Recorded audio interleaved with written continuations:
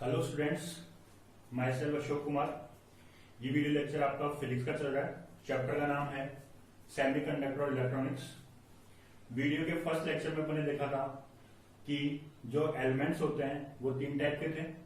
Classification किया था as a conductor, insulator और सेमीकंडक्टर। उसके अगले वीडियो में अपन ने क्लासिफिकेशन ऑफ सेमीकंडक्टर देखा था एज ए प्योर और इम्प्योर, एक्सटेंसिव और इंट्रिंसिक। आफ्टर दैट अपन ने एक्सटेंसिव के दो पार्ट पढ़े थे, पी टाइप और एन टाइप। और लास्ट वीडियो में अपन ने जो देखा था वो डायोड और बाइसिंग देखी थी। ठीक है, डायोड बनाना देखा था और डायोड को सर्किट में कैसे कनेक्ट करते हैं उसके बारे में अपन ने देखा था। ठीक है, बाइसिंग अपन ने रिवर्स और फॉरवर्ड दो टाइप की देखी थी। और मैंने आपको लास्ट वीडियो में बताया था कि आपको वहां पे दो डेफिनेशन याद रखनी है, एक तो जनरल वोल्टेज की और एक कट ऑफ वोल्टेज की। जब डायोड रिवर्स बाइसिंग में होता है तो the minimum amount of voltage, ठीक है, अबोव विच द इलेक्ट्रॉन्स और holes can move across the depletion layer, that is known as general voltage. जो आपका रिवर्स बाइसिंग है उसमें जो मिनिमम अमाउंट वोल्टेज का होता है वो आपका होता है जनरल वोल्टेज, और जो फॉरवर्ड बाइसिंग है उसमें जो मिनिमम वोल्टेज का मैग्नीट्यूड होता है वो आपका कट ऑफ वोल्टेज होता है। वो आपको याद रखना है। ठीक है, अब जो अपना अगला नेक्स्ट टॉपिक है वो है रेक्टिफायर। क्या है? रेक्टिफायर। तो रेक्टिफायर होता क्या है? रेक्टिफायर बेसिकली एक डिवाइस होती है which is used to convert alternative current into direct current. ठीक है, रेक्टिफायर, दोबारा सुनिए आप ध्यान से, what is rectifier? Rectifier is a device which is used to convert alternating current to direct current. Alternating current को डायरेक्ट करंट में convert करने के लिए जो डिवाइस काम में आती है उसे अपन क्या बोलते हैं? रेक्टिफायर बोलते हैं। And this process is known as rectification. कई बार बोर्ड में पूछ लेते हैं व्हाट इज रेक्टिफायर या फिर व्हाट इज रेक्टिफिकेशन। तो rectifier is a device whereas rectification is a process. तो rectification is a process in which alternative current is converted into direct current. तो यहाँ पे दो टाइप के करंट अपने आ रहे हैं, एक तो हो गया अल्टरनेटिंग करंट और एक हो गया डायरेक्ट करंट। ठीक है, तो एक तो हो गया अल्टरनेटिंग करंट और एक हो गया डायरेक्ट करंट। तो सबसे पहले अपन इन दोनों करंट की बात करते हैं। ये करंट होते क्या हैं? तो अल्टरनेटिंग करंट, इसको अपन शॉर्ट में बोलते हैं एसी। क्या बोलते हैं? एसी। और ये डायरेक्ट करंट, इसको हम बोलते हैं डीसी। क्या बोलते हैं? डीसी। ठीक है, एसी बेसिकली अपने पार्ट फर्स्ट में चैप्टर भी है, अल्टरनेटिंग करंट होता क्या है, तो वहां तो अपन इसको ब्रीफली एक्सप्लेन करेंगे। यहाँ पे अपन थोड़ा सा डिफरेंशिएशन देखते हैं कि अल्टरनेटिंग करंट क्या होता है और डायरेक्ट करंट क्या होता है।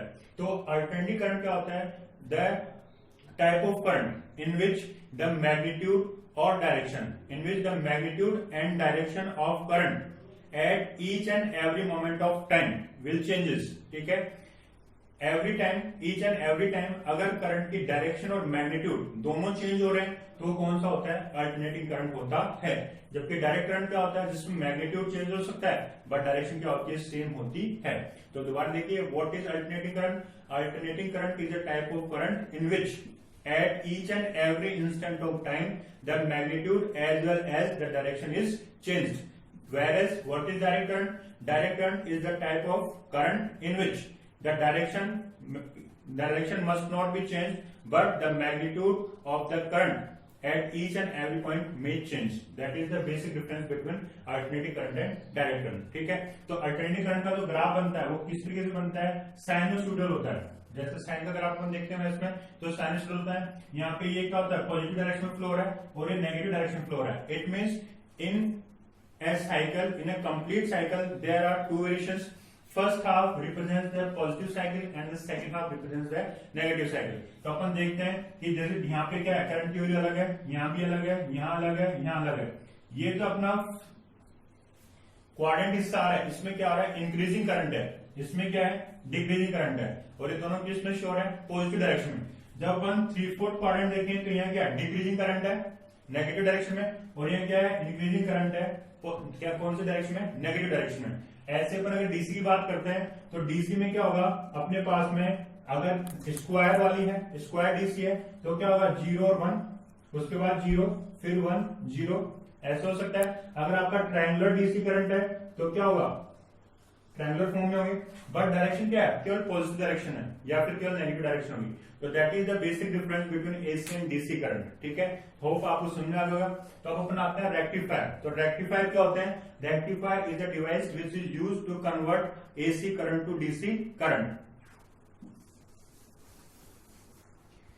तो अब हम बात करते हैं रेक्टिफायर की। तो रेक्टिफायर मैंने बताया था डिवाइस होती है जो एसी को डीसी में कन्वर्ट करने काम में आती है। Basically there are two types of rectifier. ध्यान रखना, बोर्ड में हर साल रेक्टिफायर का क्वेश्चन आता है। ठीक है, तो रेक्टिफायर कितने टाइप के होते हैं? दो टाइप के होते हैं। जो फर्स्ट टाइप होता है वो होता है हाफ वेव रेक्टिफायर, और दूसरा होता है अपने पास में फुल वेव रेक्टिफायर। ठीक है, हाफ वेव रेक्टिफायर और फुल वेव रेक्टिफायर दोनों में डिफरेंस क्या क्या है? जो आपका हाफ वेव रेक्टिफायर होगा वो एसी के केवल हाफ साइकिल को डीसी में कन्वर्ट करेगा और हाफ साइकिल को क्या कर देगा, एब्जॉर्ब कर लेगा या उसको लैप्स कर देगा। जबकि फुल वेव क्या करेगा, जो एसी का जो कंप्लीट साइकिल होता है उस कंप्लीट साइकिल को किस में कन्वर्ट कर लेगा, डीसी में कन्वर्ट कर देगा। जो आपका हाफ वेव रेक्टिफायर है इसमें सिर्फ एक डायोड काम में आता है, जबकि जो आपका फुल वेव रेक्टिफायर है इसमें क्या होते हैं, दो डायोड काम में आते हैं। सपोज दैट अपन देखते हैं हाफ वेव रेक्टिफायर। तो डेफिनेशन क्या हो जाएगी, what is half wave rectifier? तो half wave rectifier is a type of rectifier which is used to convert the half cycle of AC current into DC current। ठीक है, तो ये क्या होगा, सपोज दैट ये अपने पास AC करंट है, ये फुल साइकिल है इसकी, तो यहाँ पे क्या काम में आएगा, हाफ वेव रेक्टिफायर SWR।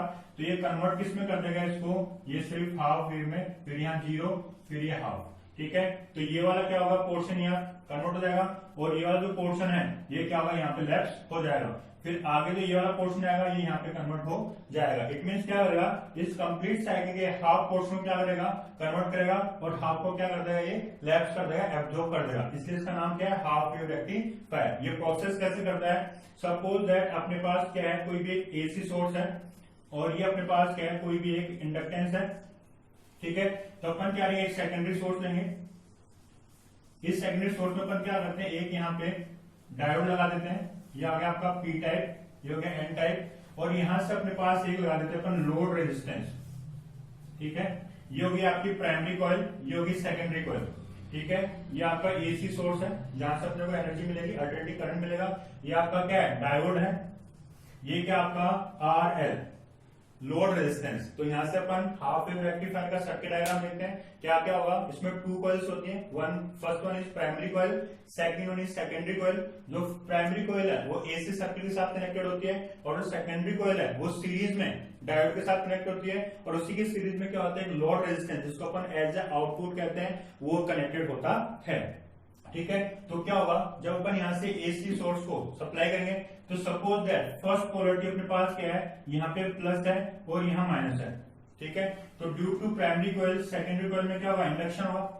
ठीक है, इंडक्शन अपन लोग पढ़ेंगे एसी वाले चैप्टर में। तो यहां से क्या होगा, अगर ये प्लस और माइनस है तो इंडक्शन होगा। इंडक्शन लेंथ लो क्या बोलता है, लेंथ लो बोलता है कि जो पोलरिटी आपका फर्स्ट सोर्स में, तो इंडक्शन वाले सोर्स में उसकी पोलरिटी क्या जाती है, पॉजिटिव जाती है। तो अगर ये फर्स्ट है तो ये क्या हो जाएगा आपका, अगर ये प्लस है तो यहाँ पे क्या हो जाएगा माइनस, और अगर ये माइनस है तो यहाँ क्या हो जाएगा प्लस, अपोजिट पोलरिटी हो जाएगी। और अगर यहाँ पे क्या है, फर्स्ट हाफ में नेगेटिव है और यहाँ पे पॉजिटिव है, तो यहाँ पे क्या हो जाएगा, पॉजिटिव और नेगेटिव। दोबारा देखिए, ये अपना एसी सोर्स कनेक्टेड है। सपोज दैट जो आपका फर्स्ट हाफ है उसमें पहले आपकी पोलरिटी क्या है, माइनस है, तो यहाँ क्या हो जाएगा प्लस। अगर ये माइनस है तो इसकी वजह से यहाँ पे पोलरिटी क्या चेंज जाएगी, प्लस, और अगर ये प्लस हो तो यहाँ क्या जाएगी minus. Suppose that second half में क्या है, यहाँ प्लस है तो यहाँ माइनस हो जाएगा, और यहाँ माइनस होता है यहाँ पे प्लस हो जाएगा। ये होता है due to Lenz law. Lenz law आपको बताएंगे एसी के अंदर। लेंज लो क्या बोलता है कि जिसकी वजह से इसका प्रोडक्शन होता है ये उसी का अपोज करता है। तो इंडक्शन में किसकी वजह से प्रोडक्शन हो रहा है, प्राइमरी कॉइल की वजह से। तो इसका अपोज कैसे करेगा, जब अपनी पोलरिटी चेंज कर लेगा। तो यहाँ पे जब माइनस था तो यहाँ पे प्लस, तो यहाँ प्लस था तो यहाँ माइनस।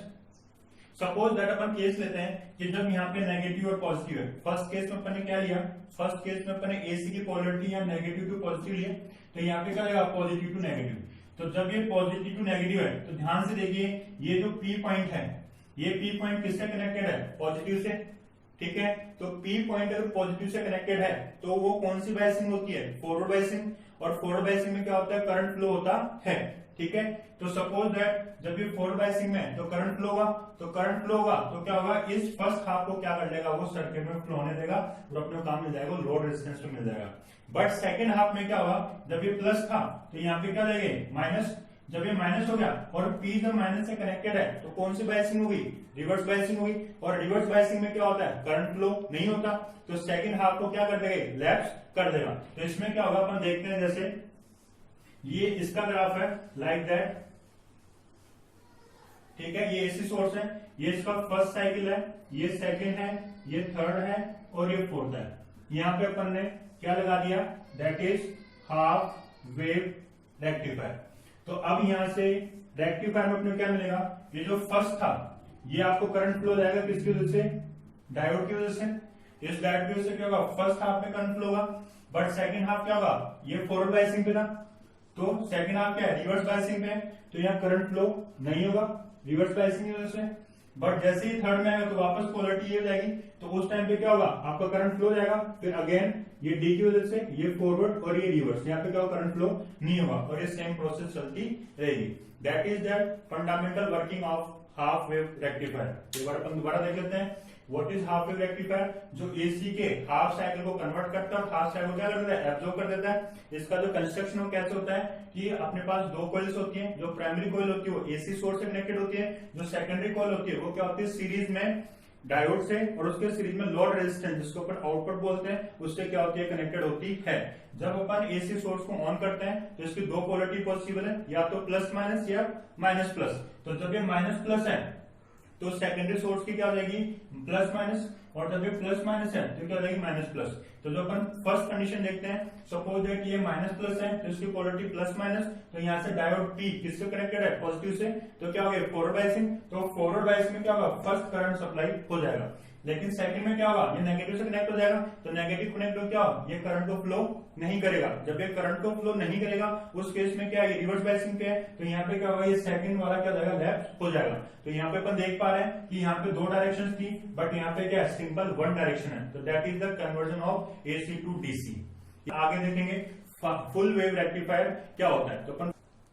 तो अब अपना जो नेक्स्ट टॉपिक है वो है full wave rectifier. Full wave rectifier मैंने आपको बता दिया था, यहाँ पे दो डायोड काम में आएंगे, फर्स्ट वन इज D1 और D2, और एक क्या करेगा, एसी के फर्स्ट साइकिल को भी कन्वर्ट कर रहा है और सेकंड को भी क्या कर रहा है, सेम डायरेक्शन में कन्वर्ट कर रहा है। तो अपन पहले इसका देखते हैं डेफिनेशन फुल वेव रेक्टिफायर। तो what is full wave rectifier?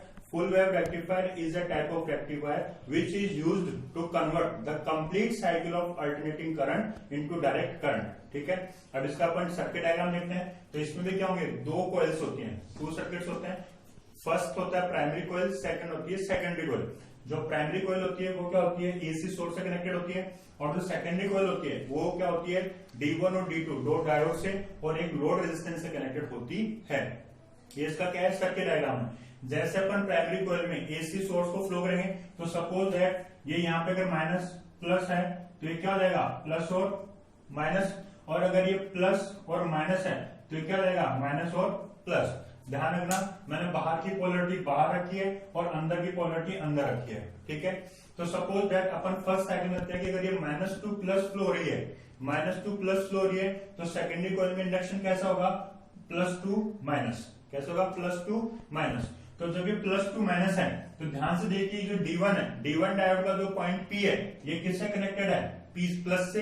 तो जब ये P प्लस से कनेक्टेड है तो D1 कैसा हो गया, फॉरवर्ड बायसिंग। लेकिन उसी इंस्टेंट पे क्या होगा, ये जो नेगेटिव हो किससे कनेक्टेड है, P से, तो ये डायोड कैसा हो जाएगा, कैसे हो जाएगा, रिवर्स बायसिंग में। तो ध्यान देना, फर्स्ट हाफ साइकिल में जो डायोड D1 है वो क्या होगा, फॉरवर्ड बायसिंग में, और डायोड D2 क्या है, वो होगा रिवर्स बायसिंग में। तो उस केस में हमें करंट कौन से डायोड से मिलेगा, D1 डायोड से। तो यहाँ से जो फर्स्ट हाफ का इसका करंट हमें कहां से मिल रहा है, D1 डायोड से मिल रहा है। बट जैसे इसकी पोलरिटी चेंज होगी, तो जब ये प्लस टू माइनस होगा तो ये माइनस टू प्लस होगा।